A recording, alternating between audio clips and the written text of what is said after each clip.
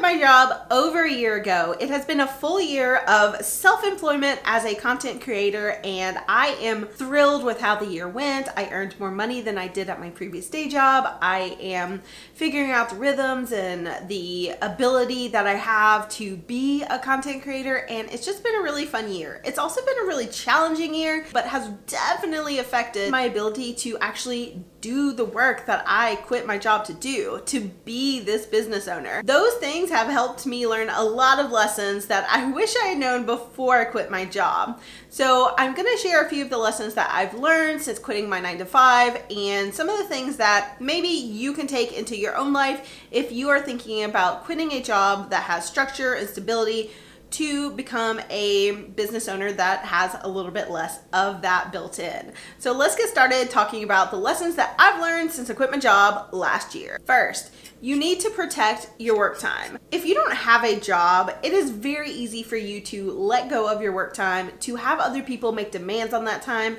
and to wonder where all the time you should have to work has gone. So many things can take your work time if you're not careful. This is especially true if you have kids or any responsibilities where they are very time intensive and need you to be physically present. It's very easy to default to being that person that takes care of all of those needs, who takes care of all of the things to do with kids or all of the things to do with the time intensive things because you're at home or you're able to do those. And while flexibility is something that I personally really wanted out of quitting my job and is the reason that I do the work I do now, it can be too much. You can have too much flexibility and that can eat away at your actual work time. So you have to protect your time and put really strict boundaries on, this is when I'm working, you can't take that time away. I need this chunk of time to work, and that is my work time.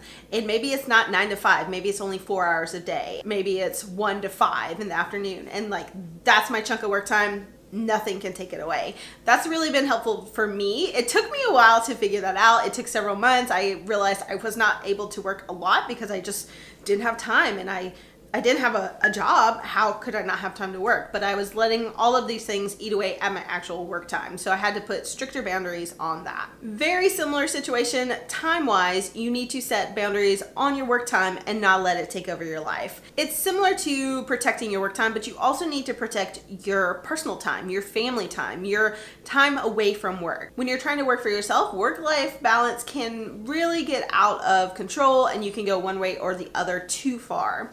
So setting clear boundaries of I'm stopping work at this time or I'm not working on the weekends is something that you might need to do. And that's something that I personally did when I quit my job. I decided that I was not gonna work on weekends most of the time. And then I was not gonna work at night because I wasn't doing a side hustle, so I didn't need that time to do my side hustle. Because I had the work time during the day, I was able to set up a schedule for myself and say, I'm not working after this time. I'm not working on these days. And that's been really helpful for me just on building a healthier lifestyle of where I work sometimes and then I don't work sometimes. Setting limits is really important because your brain could go forever. You could go 24/7 if you're really passionate about what you're doing, but your body and just your life in general, you need some limits and you need to have those set in stone, set as boundaries that you respect and you listen to, and you quit working when it's time to quit working. This is a lesson that I knew before this year, but has really been just beaten into my head. But you need to build income that does not rely on you, especially if you're the only person. If you are a solopreneur and you are doing it all yourself, which is what I do, you need income that does not rely on you specifically doing the work every single time. If you can't step away from your business for a week or two or however long you need, then that is not a business. That is just a ball and chain, a terrible job that you've set up for yourself. And if you're not able to take breaks and to have vacations and to have time away from the work and still earn money, then that is a problem. You need to have income that operates individually, separately from you, and maybe that is income created from your team working on something, or maybe that is semi-passive income like YouTube videos that are older but still earning money. There's a lot of different ways to make that happen, but you need to make sure that your business has a A foundation built on recurring income, not just income from every single time you're able to physically work. That could be a personal preference. Some people prefer to do work and get paid for it, and you do earn potentially more money with that method.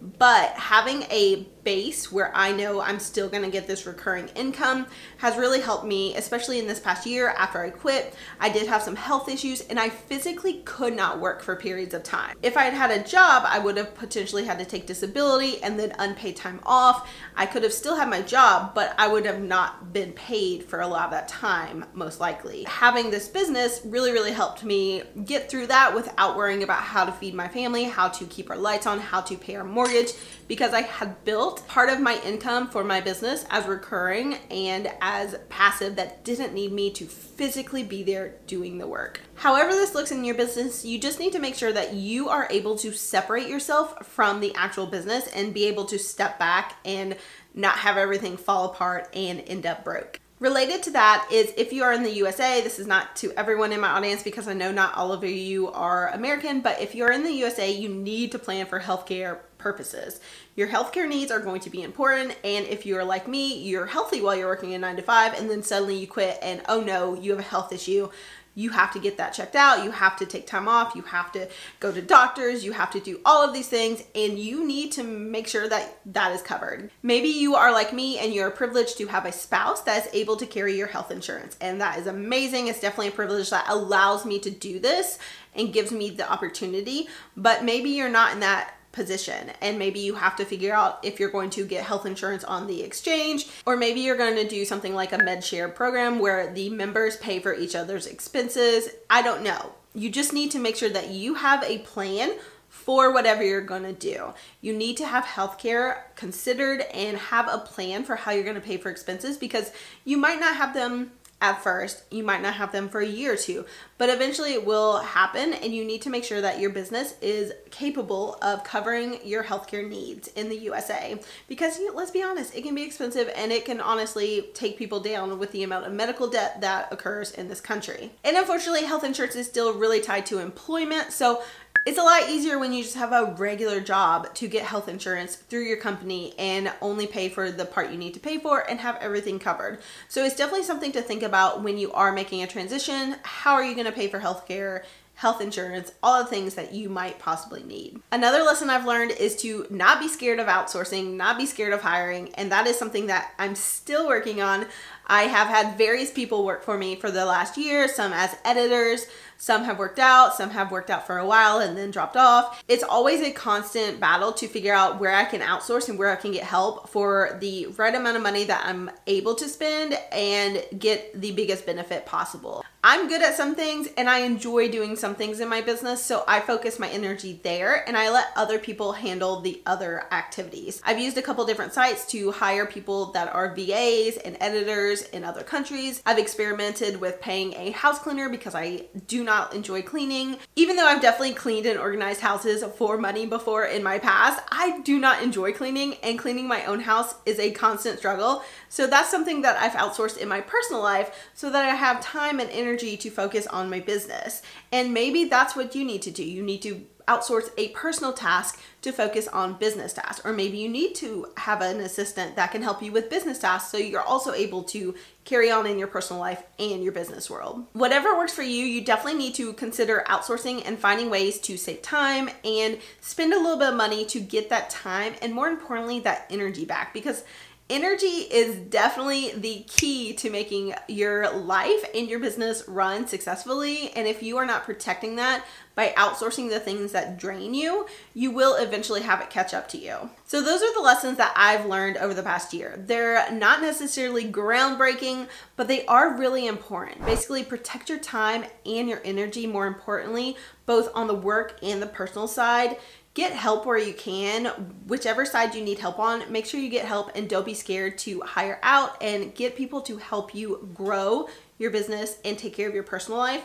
Plan for the unexpected. Make sure you have a plan in place, especially in the USA, to take care of your healthcare needs. And then finally, make sure that your business is something that you're able to step away from. Make sure it's something that you're building that can still earn money without you physically churning on that wheel to earn more money. So those are the lessons I've learned. If you've quit a 9-to-5 job, and especially if you've done it to be a content creator of any kind, I would love to hear your lessons as well. Let me know down in the comments, and I will catch you over in this next video that is all about how I actually quit my job and why.